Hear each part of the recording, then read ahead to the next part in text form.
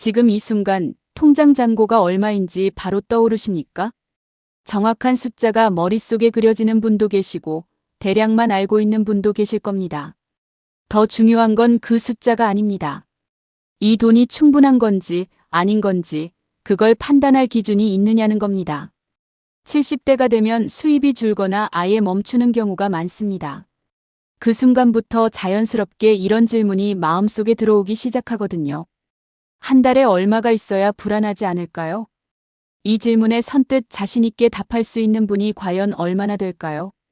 많은 분들이 오랫동안 노후를 준비하면서 이런 생각을 하셨을 겁니다. 얼마를 모아두면 괜찮겠지. 그 숫자를 채웠는데도 막상 70대가 되고 나면 여전히 마음이 불안하다고 하는 분들이 생각보다 훨씬 많습니다. 왜 그럴까요? 오늘 저는 여러분께 정해진 숫자를 드리러 온 게 아닙니다. 70대에 진짜 필요한 최소 금액이 무엇인지, 그 기준이 어디서 오는 건지를 함께 천천히 들여다보려고 합니다. 제가 오래 마음에 담아두는 말이 하나 있습니다. 충분함은 잔고에 있지 않고 오늘을 두려워하지 않는 마음에 있다. 이 말이 오늘 이야기의 시작입니다. 끝까지 들으시면 더 편해지는 포인트가 나옵니다. 구독해두시면 다음 영상도 이어집니다. 오늘 이야기를 시작하기 전에 이런 분이 먼저 떠올랐습니다. 74세 한 분인데요. 남편을 먼저 보낸 지 6년이 지났고 지금은 혼자 작은 아파트에서 지내고 계십니다. 그분이 상담 자리에 앉으시면서 낡은 통장을 꺼내놓으시더군요. 통장 표지가 달아서 글씨도 잘 안 보일 정도였어요. 그 통장을 두 손으로 살살 펴시더니 이렇게 말씀하셨습니다. 이 돈이 언제 바닥날지 모르겠어요. 겁이 나서 하신 말씀이 아니었습니다. 기준이 없으니까 항상 막막하다는 뜻이었어요. 어떤 달은 남고 어떤 달은 모자라는데 왜 그런지를 모르겠다는 겁니다. 그 말씀이 오래도록 마음에 남았습니다. 잠깐 지금 딱 한 가지만 생각해 보세요. 요즘 나는 한 달에 통장을 몇 번이나 들여다봤나? 이 질문이 오늘 이야기의 출발점이 됩니다. 오늘은 이 주제와 관련해 꼭 알아야 할 6가지 이야기를 나눌 겁니다. 이건 단순한 가계부 이야기가 아닙니다. 첫 번째, 최소 금액은 정해진 숫자가 아니라 내 삶의 기준을 찾는 문제입니다. 두 번째, 고정 지출과 변동 지출. 이 둘을 구분하지 못하면 아무리 돈이 있어도 불안이 사라지지 않습니다. 세 번째, 의료비 현실은 많은 분들이 예상하는 것과 실제가 꽤 다릅니다. 네 번째, 관계를 유지하는데도 돈이 들고 이걸 무작정 줄이면 생각지 못한 곳에서 대가를 치르게 됩니다. 다섯 번째, 국민연금과 기초연금만으로 살 수 있는가? 이 현실적인 질문을 더 이상 피하면 안 됩니다. 여섯 번째, 줄여도 되는 것과 절대 줄이면 안 되는 것 사이에는 뚜렷한 차이가 있습니다. 끝까지 함께 해주세요. 등장하는 인물들은 가명이며 사례는 여러 상담과 관찰 경험을 바탕으로 재구성한 이야기입니다. 70세 순자 씨 이야기를 먼저 드리겠습니다. 순자 씨는 매달 1일이 되면 하루를 꼭 이런 식으로 시작하셨습니다. 아침 일찍 일어나서 커피 한 잔을 천천히 내리고 책상 서랍에서 낡은 통장을 꺼내 눈앞에 펼쳐놓습니다. 그리고 지난달 카드 명세서도 함께 꺼내 나란히 놓습니다. 커피잔을 내려놓는 소리가 조용한 거실에 작게 울립니다. 잠깐 눈을 감고 숨을 고른 뒤 순자 씨는 지출 항목을 하나씩 손으로 적어 내려가기 시작합니다. 전기세, 관리비, 통신비. 여기까지는 매달 비슷하게 나옵니다. 순자 씨도 그건 알고 있었어요. 문제는 그 다음이었습니다. 병원을 2군데 다녀온 달에는 갑자기 지출이 훌쩍 올라가 있습니다. 아들 생일에 외식을 한 번 했을 뿐인데 그 달은 왜 이렇게 돈이 빠져나갔는지 계산이 잘 안 맞습니다. 어떤 달은 돈이 조금 남고 어떤 달은 조금 부족한 느낌이에요. 그 차이가 어디서 오는지 순자 씨는 정확히 알지 못하셨습니다. 매달 1일 아침 통장을 펴는 손이 왜인지 조금씩 무거워졌다고 하셨어요. 순자 씨가 어느 날 이런 말씀을 하셨습니다. 매달 얼마가 필요한지 모르겠어요. 어떤 달은 남고 어떤 달은 모자라고 그게 왜 그런지를 모르겠다는 게 더 힘들어요. 돈이 없는 것보다 얼마가 필요한지를 모른다는 게 더 무섭더라고요. 그 말씀이 참 많은 걸 담고 있었습니다. 돈이 부족한 게 아니었어요. 기준이 없었던 겁니다. 70대의 지출은 크게 두 가지로 나눌 수 있습니다. 매달 거의 비슷하게 나가는 고정 지출이 있고요. 그달 달라지는 변동 지출이 있습니다. 고정 지출은 어느 정도 예측이 가능합니다. 관리비, 통신비, 보험료, 정기적으로 다니는 병원비 같은 것들이 여기에 들어가죠. 변동 지출은 그렇지 않습니다. 계절에 따라, 건강 상태에 따라, 그달의 경조사나 가족 행사에 따라서도 완전히 달라집니다. 명절이 있는 달과 없는 달의 지출 차이는 꽤 크거든요. 여름에 에어컨을 더 틀게 되는 달과 겨울에 난방비가 올라가는 달도 마찬가지입니다. 많은 분들이 이 두 가지를 머릿속에서 하나로 합쳐 생각하다 보니 매달 통장을 열 때마다 예상과 다른 숫자에 당황하게 되는 겁니다. 사실 이건 의지나 능력의 문제가 아닙니다. 기준의 틀 자체가 없었던 거예요. 상담 현장에서도 비슷한 이야기를 자주 듣습니다. 지출이 얼마인지보다 왜 이만큼 나갔는지를 모를 때 불안이 더 커진다는 겁니다. 알 수 없다는 느낌 자체가 불안의 연료가 되는 거거든요. 여러 연구에서도 이런 경향이 반복해서 보고됩니다. 예측 가능성이 생기는 것만으로도 심리적 안정감이 의미 있게 올라온다는 내용입니다. 돈이 늘어나서가 아니라 흐름이 보이기 시작해서라는 거죠. 그렇다면 어떻게 시작할 수 있을까요? 진짜 최소 금액을 파악하려면 먼저 내 고정 지출의 바닥을 확인해야 합니다. 방법은 생각보다 단순합니다. 한 달 동안 나가는 돈을 딱 두 칸으로만 나눠보는 겁니다.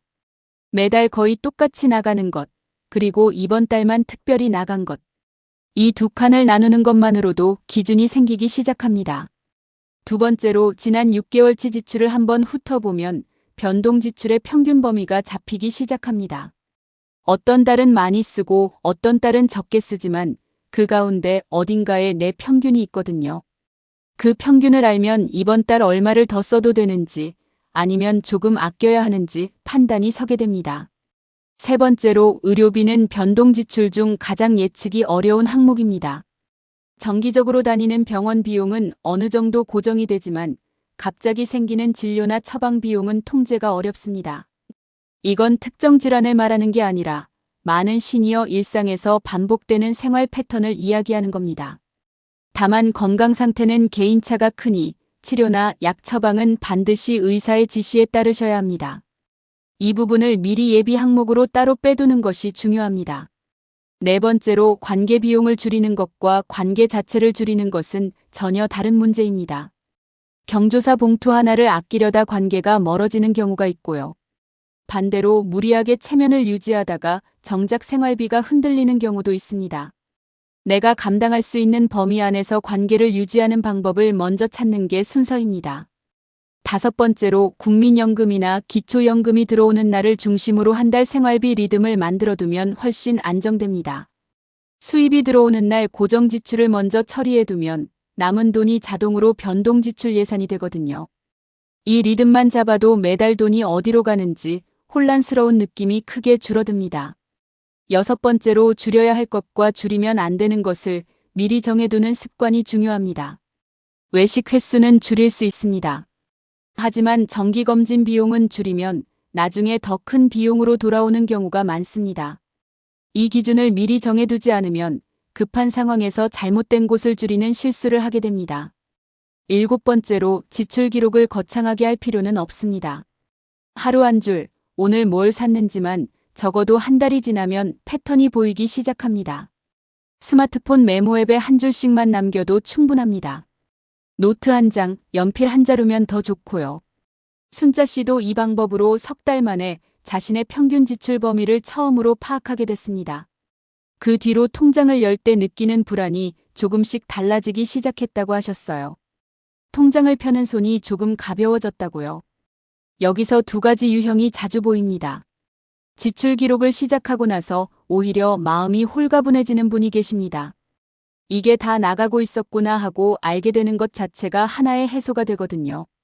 불확실한 것이 눈에 보이는 숫자로 바뀌는 순간 막연한 불안이 구체적인 과제로 바뀌니까요. 반면 기록을 시작하는 것 자체가 부담스러워 며칠 만에 그만두는 분도 계세요. 꼼꼼하게 잘해야 한다는 생각이 오히려 시작을 막는 겁니다. 이런 분들께는 이렇게 말씀드립니다. 완벽하게 할 필요가 전혀 없다고요. 그냥 오늘 쓴 것 중 가장 큰 금액 하나만 적어도 됩니다. 그게 시작이에요. 오늘 첫 번째 이야기는 절약이 아니라 기준 이야기였습니다. 정리하면 기준이 생기면 같은 돈도 훨씬 덜 불안하게 느껴집니다. 이번엔 조금 다른 이야기를 해드리겠습니다. 줄여야 할 곳을 잘못 짚으면 어떤 일이 생기는지에 대한 이야기입니다. 사실 이 이야기는 많은 분들이 한 번쯤은 경험하시는 경우라서 조심스럽게 꺼내봅니다. 72세 명수 씨 이야기입니다. 명수 씨는 33년간 한 직장에서 묵묵히 일하고 은퇴했습니다. 퇴직금도 있었고 적금도 어느 정도 있었어요. 그래서 처음엔 이 정도면 괜찮겠지 하고 생각했습니다. 주변에서도 그 정도면 노후 걱정 없겠다고 했고요. 그런데 막상 은퇴 후 1년이 지나니 통장 잔고가 예상보다 빠르게 줄어들고 있었습니다. 명수 씨가 스스로 내린 결론은 단순했습니다. 지출을 줄여야 한다는 것이었어요. 그래서 가장 먼저 손을 댄 게 식비였습니다. 하루 3끼를 2끼로 줄였습니다. 장을 볼 때도 가장 저렴한 것 위주로만 골랐어요. 예전엔 좋아하던 고등어 한 마리도 이제는 가격표를 먼저 들여다보게 됐습니다. 통신비도 제일 싼 요금제로 바꿨습니다. 겨울에도 난방을 최대한 참았고요. 두꺼운 내복을 껴입고 거실에서 버텼다고 하셨어요. 그렇게 6개월을 보냈는데 통장 잔고가 줄어드는 속도는 그다지 달라지지 않았습니다. 오히려 예상 밖의 일이 생겼어요. 기운이 자꾸 없어지고 감기가 전보다 자주 걸렸습니다. 관절도 더 자주 아프다고 했어요. 몸이 신호를 보내는 건지 아니면 그냥 나이 때문인지 명수 씨도 잘 모르겠다고 하셨습니다. 어느 날 아침 냉장고 문을 여는데 거의 비어 있었습니다. 밥을 해야 하는데 기운이 없어서 그냥 소파에 누워버리셨다고 했어요. 그때 명수 씨 스스로도 뭔가 잘못됐구나 하는 생각이 드셨답니다. 명수 씨가 잘못 짚은 건 뭐였을까요? 줄여야 할 곳은 식비가 아니었던 겁니다. 어느 날 명수 씨가 처음으로 자동이체 목록을 꼼꼼히 들여다봤습니다. 그랬더니 놀라운 게 보였어요. 10년 전에 든 보험이 2개나 아직도 자동으로 빠져나가고 있었습니다. 보장 내용은 이미 중복된 데다 지금 상황에는 거의 필요 없는 것들이었어요. 거기에 더해서 아들이 예전에 설정해둔 동영상 구독 서비스가 아직도 자동 결제되고 있었습니다. 카드 결제 알림음이 울릴 때마다 확인도 안 했던 겁니다. 매달 그 알림음이 울리는 동안 명수 씨는 그게 뭔지도 모르고 지나쳤던 거예요. 식비를 줄이려고 몸을 아끼는 동안 뒤에서는 쓰지도 않는 돈이 조용히 새고 있었던 거죠. 제가 느낀 건요. 절약을 결심할 때 사람들은 보통 가장 눈에 잘 보이는 항목부터 줄이려 한다는 겁니다. 밥값, 교통비 이런 것들은 눈에 바로 보이니까 줄이기 쉬운 것처럼 느껴지거든요. 하지만 진짜로 새는 구멍은 눈에 잘 안 보이는 곳에 있는 경우가 더 많더라고요. 문제는 체력이 아니라 어디서 돈이 빠져나가는지 모른 채 눈에 보이는 것만 아끼려 했던 데 있었습니다. 명수 씨가 바꾼 건 단순했습니다. 안 쓰는 보험 2개를 정리했고 자동 결제 목록을 전부 확인해서 사용하지 않는 항목들을 끊었습니다. 처음엔 몇 개를 정리하는데 꽤 시간이 걸렸어요. 보험사에 전화를 해야 하고 카드사 앱을 처음으로 꼼꼼히 들여다봐야 했거든요. 하지만 한번 해두고 나니 매달 나가던 금액이 꽤 줄었습니다. 줄인 돈은 식비와 의료비 예비금으로 돌렸습니다. 6개월 후 명수 씨는 전보다 훨씬 잘 드시고 기운도 조금씩 돌아오셨다고 했습니다. 통장 잔고도 더 안정된 흐름을 갖게 됐어요. 무엇보다 명수 씨가 달라졌다고 한 건 따로 있었습니다. 이제는 돈이 어디서 새는지 알게 됐으니까 불안한 마음이 많이 줄었다는 거였어요. 이 과정을 단계로 정리해 드리겠습니다. 1단계는 지금 자동으로 빠져나가는 항목을 전부 꺼내서 확인하는 겁니다. 카드사 앱이나 통장 내역을 처음부터 끝까지 한 번만 훑어보세요. 생각보다 낯선 항목이 보일 수 있습니다. 2단계는 그중 지난 3개월 동안 실제로 사용한 것과 그렇지 않은 것을 구분하는 겁니다. 사용 여부가 불확실한 것도 일단 목록에 올려두세요. 지우는 건 나중에 해도 됩니다. 3단계는 사용하지 않는 것은 정리하고 줄인 금액을 식비나 건강 예비금으로 돌리는 겁니다. 이 순서를 지키는 게 중요합니다. 줄이기 전에 먼저 목록을 만들어야 어디서 얼마가 줄었는지 눈에 보이거든요. 오늘 당장 할 수 있는 행동은 딱 하나입니다. 지금 스마트폰을 꺼내서 자동 결제 목록 하나만 확인해 보세요. 그것만 해도 오늘은 충분합니다. 여기서도 두 가지 유형이 보입니다. 자동 결제 목록을 확인하고 나서 이게 아직도 나가고 있었어? 하고 깜짝 놀라는 분이 계십니다. 놀라움 뒤에 바로 행동으로 이어지는 분들이거든요. 이런 분들은 한번 정리를 시작하면 꽤 빠르게 정돈이 됩니다. 시작만 하면 반은 온 겁니다. 반면 오랫동안 유지해온 보험이나 구독 항목을 끊는 게 왠지 불안한 분도 계세요. 혹시 나중에 필요하면 어떡하지 하는 마음이 생기는 거거든요. 그 마음도 충분히 이해합니다. 그럴 땐 당장 해지하지 않아도 됩니다. 일단 목록에 올려두고 한 달 더 지켜보는 것만으로도 충분히 시작이에요. 천천히 해도 됩니다. 오늘 두 번째 이야기는 무조건 아끼는 게 아니라 방향을 잡는 이야기였습니다. 정리하면 줄일 곳을 바로 잡으면 덜 써도 더 편안하게 살아갈 수 있습니다. 세 번째 이야기로 넘어가겠습니다. 열심히 살고 돈도 나름 모아두었는데 왜 노후가 이렇게 불안한 걸까요? 이 질문을 마음속에 품고 계신 분들이 생각보다 훨씬 많습니다. 그 답을 찾으러 잠깐 과거로 함께 가보겠습니다. 75세 정숙 씨 이야기를 드리겠습니다. 정숙 씨는 40대에 남편과 함께 작은 식품 가게를 운영했습니다. 새벽 5시에 일어나 시장에 나가고 밤 11시가 넘어야 불을 껐습니다. 그렇게 20년 가까이 일했어요. 자식 셋을 대학까지 보냈고 집도 마련했습니다. 노후 자금도 조금씩 따로 모아뒀어요. 그 시절 정숙 씨가 머릿속으로 그렸던 노후는 단순했습니다. 자식들이 자리를 잡고 나는 조용히 쉬면서 살면 되겠다. 크게 욕심 부리지 않으면 충분할 거라고 생각했거든요. 70대 중반이 된 지금 현실은 그 그림과 조금 달랐습니다. 자식들은 저마다 살기 빠듯하다 보니 자주 만나지 못합니다. 건강이 예전 같지 않아서 정기적으로 병원을 다니게 됐고요. 남편은 몇 해 전부터 무릎이 많이 불편해서 외출이 줄었습니다. 모아둔 돈은 있는데 이게 충분한 건지 여전히 모르겠다는 겁니다. 이 느낌이 어디서 오는 건지도 정확히 모르겠다고 하셨어요. 정숙 씨가 가장 마음이 쓰였던 건 따로 있었습니다. 30년 넘게 가깝게 지내온 친구들이 건강 문제로 더 이상 자주 만나기 어려워졌을 때였습니다. 예전엔 한 달에 한 번씩 모여서 밥을 먹었는데 그 모임이 조용히 끊겼습니다. 엘리베이터 도착음이 들려도 아무도 없는 복도가 이어지는 날이 생겼고요. 현관문 닫히는 소리가 유독 크게 들리는 저녁이 늘기 시작했습니다. 그 조용함 속에서 정숙 씨가 느낀 건 돈 걱정이 아니었습니다. 내가 이제 어디에 필요한 사람인가 하는 질문이었어요. 가게를 할 때는 매일 누군가가 필요로 했거든요. 손님이 왔고 남편이 옆에 있었고 아이들이 학교에서 돌아왔습니다. 그 역할들이 하나씩 사라지고 나니 아무리 통장에 돈이 있어도 하루가 비어있는 느낌이 드셨던 겁니다. 정숙 씨가 이런 말씀을 하셨어요. 돈이 없어서 무서운 게 아니라 내가 왜 살고 있는지 모르겠을 때 무섭더라고요. 그 말씀이 한동안 마음에서 떠나지 않았습니다. 상담 현장에서도 비슷한 이야기를 자주 듣습니다. 열심히 살고 모아두었는데도 노후가 여전히 불안한 이유는 많은 경우 돈의 양 때문이 아닙니다. 돈이 있어도 그 돈으로 무엇을 해야 할지 기준이 없거나 자신의 존재 이유가 조금씩 흔들릴 때 불안이 올라오는 거거든요. 여러 연구에서도 이런 경향이 반복해서 보고됩니다. 경제적 여건보다 하루의 구조와 관계의 질이 노후 만족도와 더 깊이 연결된다는 내용입니다. 경제적으로 여유 있는 분들 중에서도 외로움이 크거나 하루가 텅 빈 분들이 불안하다고 하는 경우가 그래서 생기는 겁니다. 마음, 관계, 생활 습관 세 가지로 나눠서 말씀드리겠습니다. 마음 부분에서는 이게 중요합니다. 노후 자금의 크기보다 그 돈으로 내가 하루를 어떻게 살지를 먼저 그려두는 게 필요합니다.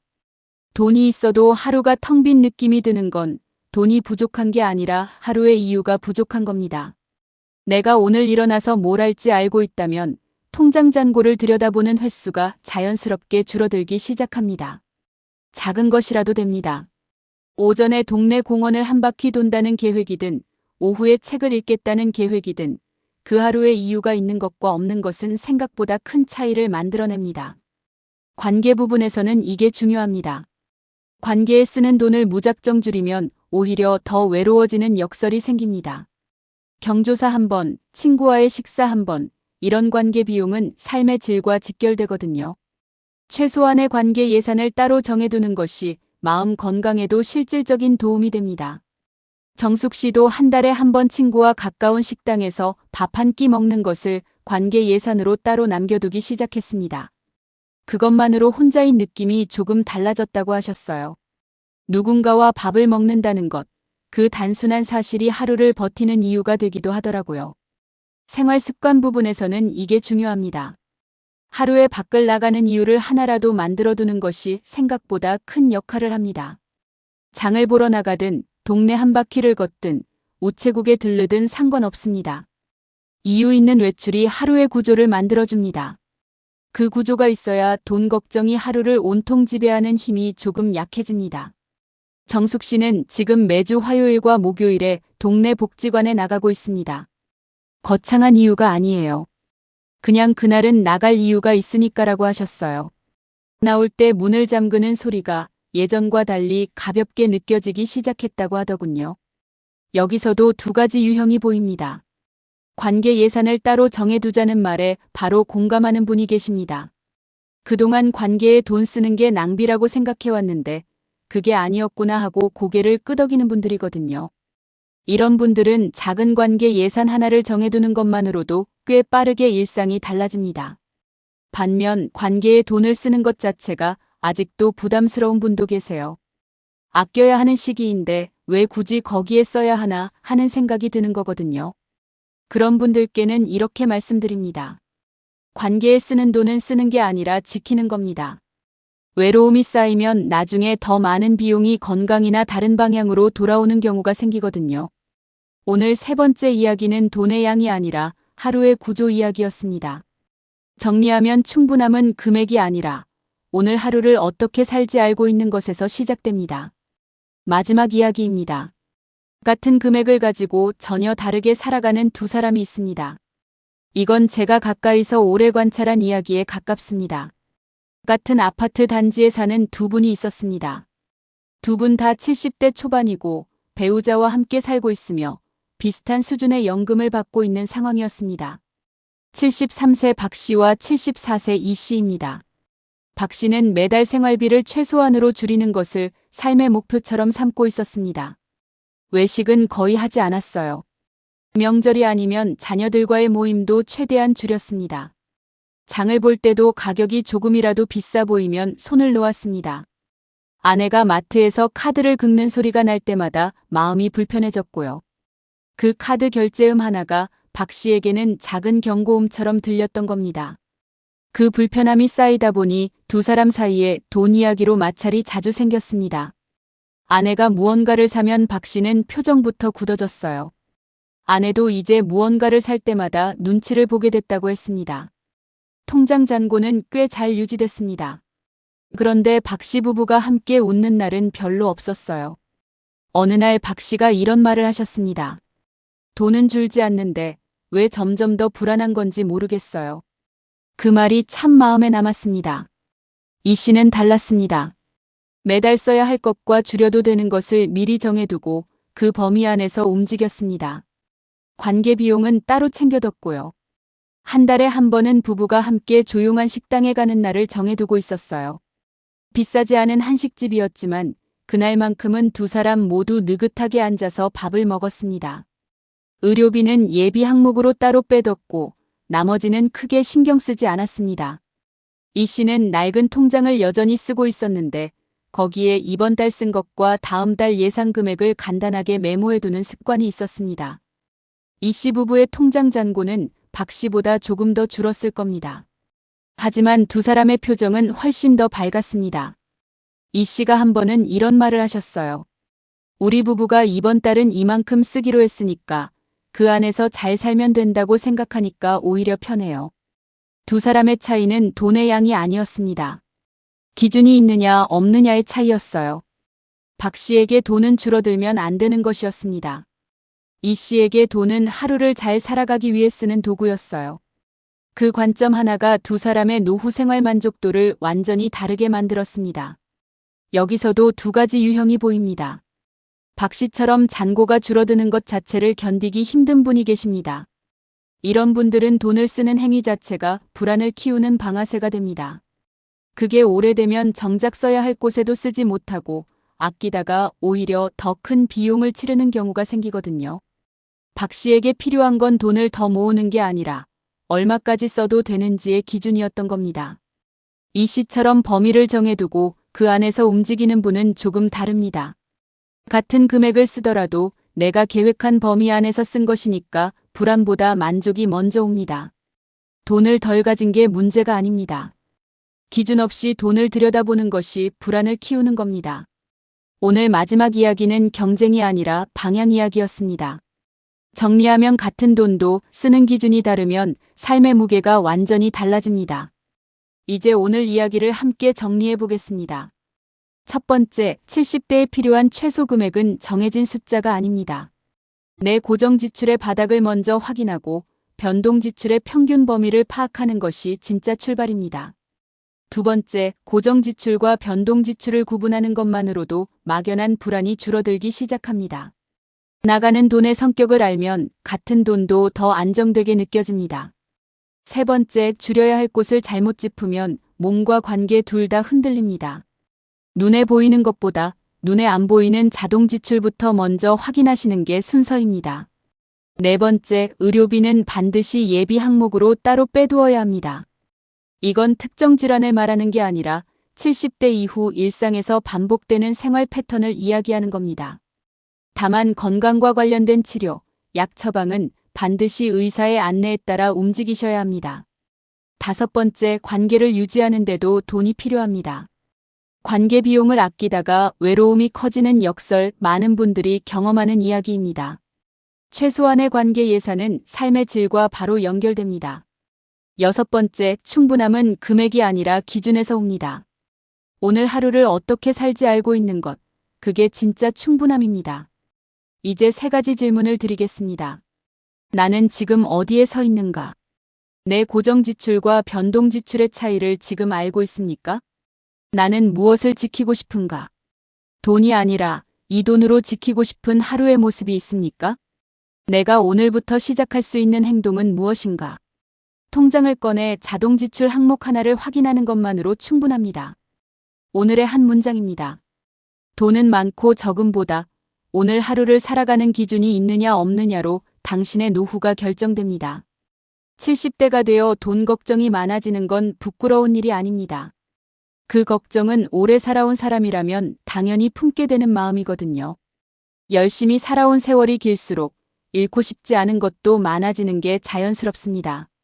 다만 그 걱정을 안고만 있는 것과 기준을 하나씩 만들어서 걱정을 줄여나가는 것은 전혀 다른 이야기입니다. 오늘 낡은 통장 하나를 꺼내 들여다보셨다면 그걸로 충분합니다. 여러분은 이미 시작하신 겁니다. 나이는 선택할 수 없지만 어떻게 살아갈지의 선택은 우리에게 있습니다. 댓글에 가장 내려놓기 어려운 것을 적어주세요. 그게 다음 영상의 주제가 될 수 있습니다. 감사합니다.